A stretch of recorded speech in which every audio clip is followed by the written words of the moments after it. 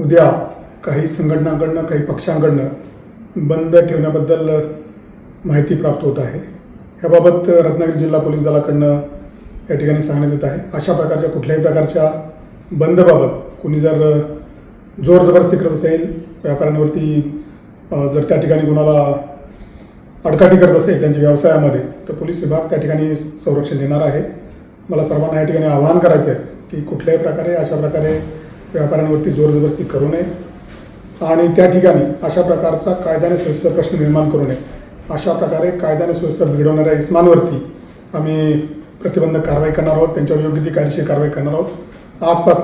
आज संध्याकाळपासूनच अशा लोकांवरती, अशा इस्मांवरती आम्ही कारवाई करण्याचं धोरण ठेवलेलं आहे। धन्यवाद। टाइम्स डिजिटलला लाईक करा, शेअर करा, सबस्क्राईब करा आणि बेल आयकॉन दाबायला विसरू नका। Times digital.